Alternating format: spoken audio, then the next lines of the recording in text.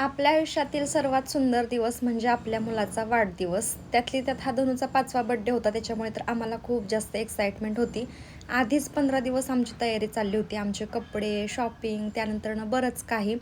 पण मी त्या व्हिडिओमध्ये काहीच तुम्हाला दाखवलं नव्हतं. डायरेक्टली हे सगळं मला तुमच्यासोबत शेअर करायचं होतं. म्हणजे जो बर्थडेचा व्लॉग असेल ना, त्यातच सगळं. तर ना, आदल्या दिवशी रात्री आम्ही 12 वाजता 12च्या नंतरनं छोटीशी पेस्ट्री आणली होती, ती कट केली. तर थोडंफार डेकोरेशन केलं होतं. आणि आजकाल इंस्टाग्रामला जे काही व्हायरल असतं ना, ते करायचा सगळा पुरेपूर प्रयत्न असतो की नाही, असं सगळं झालंच पाहिजे. आमच्या सोसायटीचा जो क्लब हाऊस आहे ना, त्याच्यामध्ये आम्ही धनुचा 5वा बर्थडे सेलिब्रेट करणार होतो. हे इथं राहायला आल्यानंतरच आम्ही डिसाईड केलं होतं.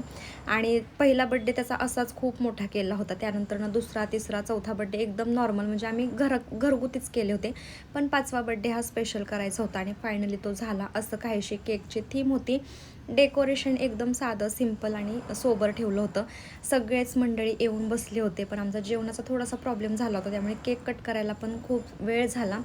आणि मग त्यानंतरनं धनुचं औक्षण वगैरे केलं, छानसा केक कट केला. आणि हा क्षण बघायला ना खूप छान वाटत होतं. म्हणजे आज मी एडिटिंग करते, व्हॉइस ओव्हर करते, पण मला तो दिवस आठवत होता. म्हणजे त्या दिवशी फुल एन्जॉय केलं.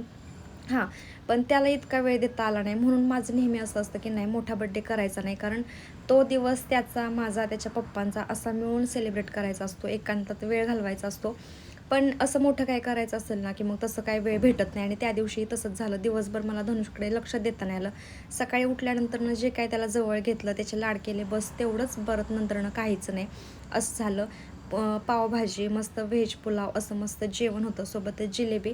सगळ्यांचं जेवण झाल्यानंतर आम्ही सगळ्या घरच्यांनी जेवण करायला घेतलं. आणि तिथेच मग धनुषने हॉलमध्ये त्याच्या आत्तूने आणि चुलतीने आणलेलं गिफ्ट ओपन करायला घेतलं, कारण त्याचं हे फेवरेट गिफ्ट होतं म्हणून.